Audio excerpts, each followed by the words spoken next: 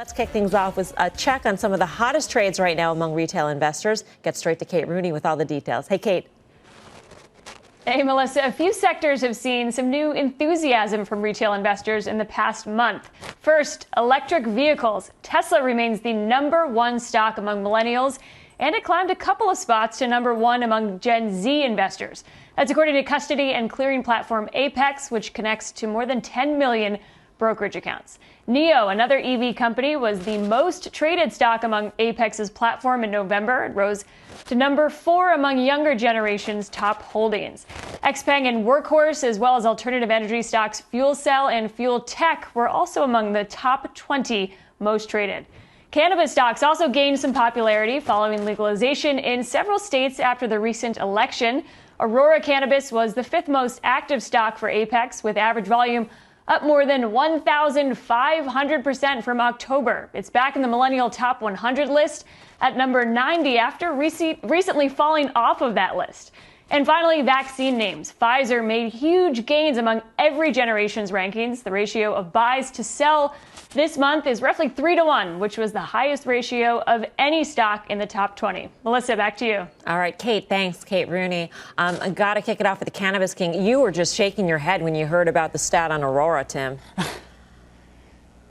Did you catch that? I'm sorry. Look, I just, it's shocking to me that this is the name that retail wants to chase. I recognize it trades, in the U.S. It's an ADR form, and it was one of the earlier players. Their merger with MedRelief back in the early days was a really exciting moment. But this is a company, I think that the balance sheet doesn't make sense. The opportunity set doesn't make sense. I think there's goodwill and impairments there. It's a trade. And if that's the case, and we know retail's in for a big trade, there's been a big trade in some of the Canadian LPs. But in terms of the fundamentals, this is something that scares me. And the cannabis space is a place where a lot of people really, we've talked about do your homework, understand what you invest in. And I'm not sure that that's what's going on here with Aurora. But I could do much better to recommend other names, and we'll save that for another show. But that was a legit head shake. Do you, Dan, like anything that the retail trader is trading right now?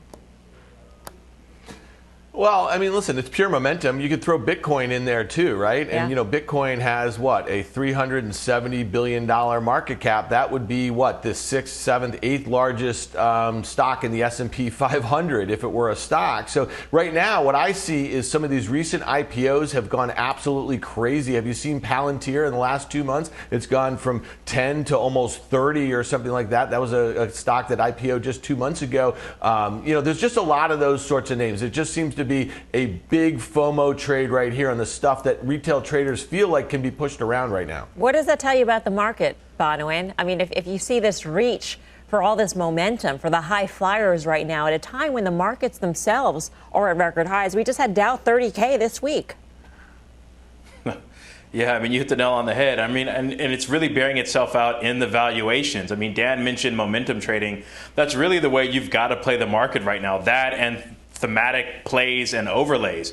You've seen it with the proliferation of ETFs across various sectors. And so what's happening is people aren't doing their research or their due diligence, as Tim mentioned. And they're saying, listen, I just want exposure to this overall trend. I think that we're going to trend higher. I'm going to put a certain level in. And what I'm hoping is that the retail investor is putting in stops and certain trigger levels that they're willing to get in and out of positions. But you hit the nail on the head. Trading positions, not long-term investment positions. All right, let's help the people out there.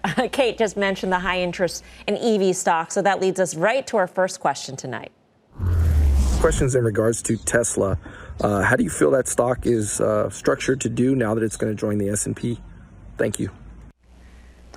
Can you imagine, Tim, that Tesla is up more than 40% since November 16th, the day of the announcement of its S&P inclusion, and traders bought and sold an average of $26 billion in Tesla shares per session for the past 5 days?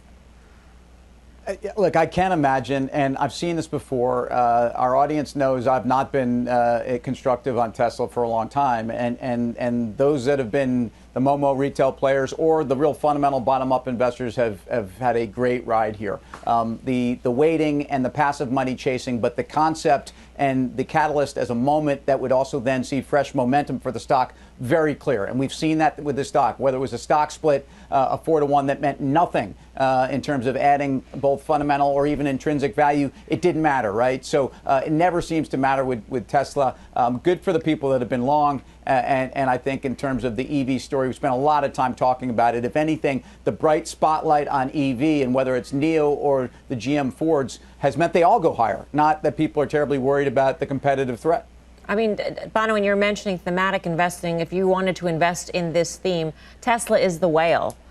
The other EV players are much smaller in terms of market cap, and in terms of percent of business for a GM or a Ford, that's much smaller as well. Is this the only way? It's not the only way, but I mean, clearly it's the prevailing way. And I too have to raise my hand and say, listen, I haven't been on board. Clearly, I just haven't seen what everybody else, or seemingly everybody else, has seen. Again, another one of these momentum plays, and what I think is going to happen is that in the second stage of this, when it really comes down to the manufacture and distribution of this, a company like GM is well positioned in terms of understanding how to manage a logistics, manufacturing, and distribution business of it. So for me, I think that might be a better way to play it thematically, and you're not paying whatever nosebleed valuation that it's trading at this current moment in time. Let's get to our next question. It is about the biggest company in the world by market cap. Elijah wants to know about Apple. Hey, so I have a quick question about Apple. About last week or 2 weeks ago, I believe Apple had hit a low at $108 a share, and I'm wondering, as of right now, do you think that it will hit that low again for me to buy those shares up at 108, or do you think it's pretty much leveled out at the 113 to 115 level that it is now? Special shout out to Elijah, because I think he also sent in a question for Options Action. So he's like a serial question asker, which is great. We love to hear from you guys. Dan, do you have an answer for Elijah? I do. I'm going to leave the door open for Elijah here. Listen, here's the thing. You know, putting a point in time at a price on a stock like this is really a tough call here. But I will tell you this. If you just look at this chart and you look at this wedge that's forming from the September 2nd high up at 138, you look at the September low, it was about 103. You see that we're making this little bit of a triangle. The tension is building. This stock is going to break one way or the other. Now, we won't get earnings for a bit. We know that they've had 3 different lines of phones released: September, October, November. Investors were disappointed in their fiscal Q4 results when they reported at the end of October. They got bailed out. This work from home and this school from home has been great for iPads and Macs. So let's just see if that 5G super cycle is coming the way a lot of investors are hoping. Right now, I think it's kind of a wait and see. So if you're looking at here, the stock around 115 or so, and you think there's downside risk to possibly that 103 level, then you start smaller than you would if you were 100% convicted that's going higher, and you kind of dollar cost average. I think you're okay averaging into the stock between these levels and probably $100, which was the gap on their fiscal Q3 earnings back in July. That's probably really good support for the stock. Yeah, I do too. And the Big E, Elijah, Mel, you remember the Big E, Elvin Hayes, right? He was one of your favorite basketball players, sure. I know. So he's Elijah's throwing a couple levels here, and Dan is doing a great job of basically saying, look, you know, plus or minus here, you know, this gets you into the Apple. Am I an investor or am I a trader? If you're an investor in Apple, you believe in 5G refresh and that, yes, Apple's had a great ride with remote work from home, holiday double season, maybe triple holiday season with Macs and wearables. And even an iPad refresh. But the story is still about the multiple expansion that's been coming with services, and then this 5G opportunity, which, look, most of us have no idea how exciting 5G is going to be. And soon, once the person next to you is using that 5G phone, you're going to want to go out and get one, and Apple's going to be in the front seat there. So I wouldn't get too cute on Apple. I have made it clear that at points the multiple stretched, and what thing, but I think it's as comfortable of an investment as a long-term investor you can make, especially in the big 5 stocks. All right, let's turn now to the financials because we've got a question on that. They've been on fire this week. The XLF ETF that tracks the space up nearly 5%. So our next viewer wants to know if one of the big banks is a good bet. Thank you for taking my call. Wanted to see what you thought about going into 2021 about the stock Bank of America. Also, happy Thanksgiving. Happy Thanksgiving to you as well. Bonwin, what do you say? Well, listen, I'm pretty constructive on the banks and have been for some time over the long term. And I realize that we've kind of been trading lockstep with the yield curve steepening and flattening.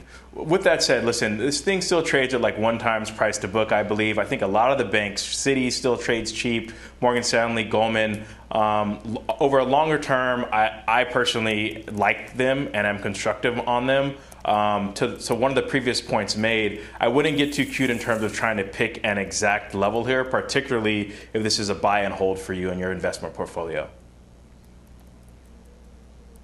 Yeah, so I'd take a crack at this one here. You know, I was actually not particularly constructive on banks all year, and I kind of changed my tune coming out of the summer, especially as we start thinking about how investors position for a new year, how they position for a real recovery on the back of vaccines for this virus. And my thought was, not even with rates going higher, that the banks will start to reflect or they'll play a little bit of catch up. They're doing that right now. Bank of America, in particular, to me, it broke that downtrend that has been in place since the February highs, but specifically that June and then again the summer high here. I think you probably get an opportunity to buy this thing a little bit lower, maybe 27.5 or so, but I do not see this stock above 35 bucks. If you do the math here, for them to get back to peak earnings, it's going to take them a couple years. This stock is going to be expensive in the low to mid 30s. Tim may have a slightly different stance because I know he's long it, but to me, I think that this is a bit of a trading vehicle, and if you can buy it when it comes back into that breakout level and really kind of bide time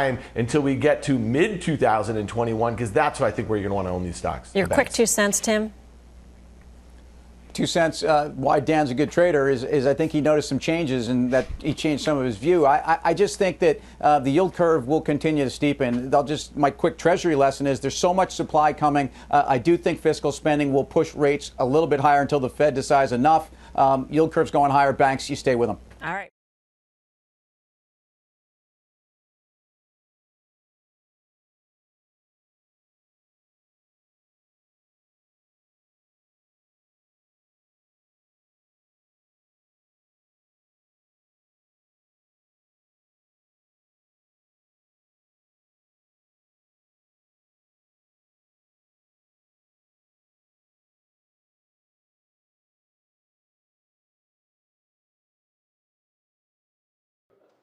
Shepard Smith here. Thanks for watching CNBC on YouTube.